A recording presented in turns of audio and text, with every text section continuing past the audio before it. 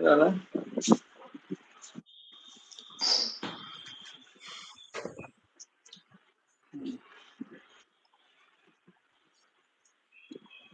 ଆଗକୁ ଯିବା।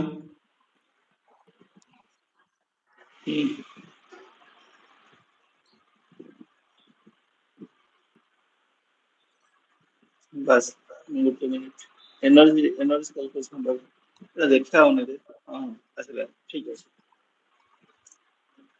ହଁ ପଛକୁ ଆସ ନାଇଁ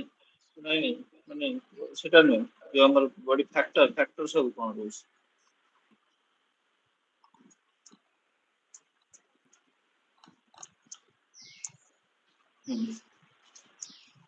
ବାସ୍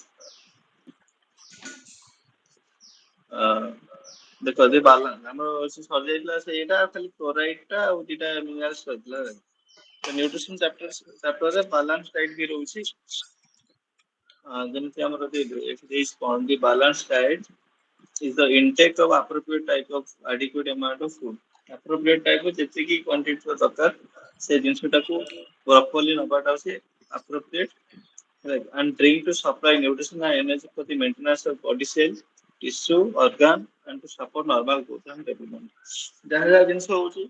ଯୋଉ ଅର୍ଗାନ ଅଛି ଅର୍ଗାନ ଫଙ୍କସନ ପାଇଁ ଏନର୍ଜି ରିକ୍ୱାରମେଣ୍ଟ ଅଛି ଅର୍ଗାନ କୁ ଯଦି ଆମେ କିଛି ରିପେୟାର କିଛି ଡ୍ୟାମେଜ ଅଛି ତାକୁ ରିପେୟାର କରିବା ପାଇଁ ସେମିତି ଦରକାର ତାର ପ୍ରୋଟିନ ଦରକାର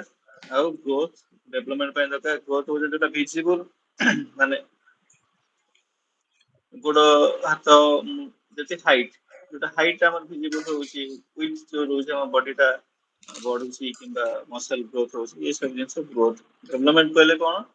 ଯୋଉଟା ଇନର କ୍ୱାଲିଟି ଡେଭଲପମେଣ୍ଟ ଅଛି ଇନରଟା ଦେଖାଉନି ଜିନିଷ ଯେମିତି ଅର୍ଗାନ ହେଲା କିମ୍ବା ମେଣ୍ଟାଲ ଡେଭଲପମେଣ୍ଟ ହେଲା ମେଣ୍ଟାଲ ଆକ୍ଟିଭିଟି ଯେତିକି ଜିନିଷ ସବୁ ସେଗୁଡାକୁ କୁହନ୍ତି ଡେଭଲପମେଣ୍ଟ ଗ୍ରୋଥ ଆଉ ଡେଭଲପମେଣ୍ଟ ଭିତରେ ଡିଫରେନ୍ସ ହଉଛି ଗ୍ରୋଥ ଆଉ ଯୋଉଟା ଭିଜିବଲ ଡେଭଲପମେଣ୍ଟ ଆଉ ଯୋଉଟା ଇନଭିଜିବଲ ଡେଭଲପମେଣ୍ଟ କହିଲେ ସ୍ପେସିଆଲି ମେଣ୍ଟାଲ ଡେଭଲପମେଣ୍ଟ ହଉଛି ମେଣ୍ଟାଲ ଡେଭଲପମେଣ୍ଟରେ ଯିବ ତ ମେଣ୍ଟାଲ ଡେଭଲପମେଣ୍ଟ କେମିତି ହବ ମେଣ୍ଟାଲ ଡେଭଲପମେଣ୍ଟ ପାଇଁ ଯାହାବି ଆମ ବ୍ରେନରେ ଯୋଉ ଆମର ନର୍ଭସ ସିଷ୍ଟମ ଅଛି ନର୍ଭସ ସିଷ୍ଟମ ଆସୁଛି ଯୋଉ ବ୍ରେନ ଆସୁଛି ସେ ବ୍ରେନ ଡେଭଲପ ପାଇଁ କିଛି ଆମର ପ୍ରୋଟିନ ଦରକାର ଆଉ ତା ପାଇଁ କିଛି ସ୍ପେସିଆଲ ପ୍ରୋଟିନ ଦରକାର ଆଉ ପ୍ରୋଟିନ ଦ୍ୱାରା କଣ ହୁଏ ହରମୋନ ସିକ୍ରେଟ ହୁଏ ଆଉ ସେ ହରମୋନ ସିକ୍ରେଟ ଦ୍ୱାରା କିଛିଟା ଜିନିଷ ଆମ ବ୍ରେନର ଯୋଉ ଅଛି ପାର୍ଟ ସବୁ ଅଛି ଫ୍ରଣ୍ଟାଲ ପାର୍ଟ ହଉ କିମ୍ବା ବ୍ରେନ ଭିତରେ ଯୋଉ ପିଟ୍ୟୁଟାରୀ ଅଛି ହାଇପୋଥାଲାମସ ଅଛି ଏସବୁ ଗ୍ଲାଣ୍ଡ ଅଛି ତ ମେମୋରି ପାୱାର ଇନକ୍ରିଜ ଆଉ କନସେନଟ୍ରେସନ କରିବା ଆଉ ଆନାଲାଇଜ କରିବା ଏସବୁ ଜିନିଷ ଇମ୍ପ୍ରୁଭ ହୁଏ ଆମ ଡେଭଲପମେଣ୍ଟରେ ଆସିବ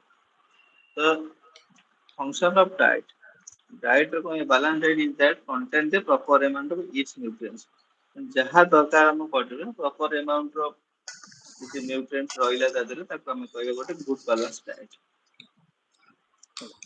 ତ ସେକେଣ୍ଡ ନେକ୍ସଟ ହଉଛି କଣ ଫଙ୍କସନ ଅଫ ଡାଏଟ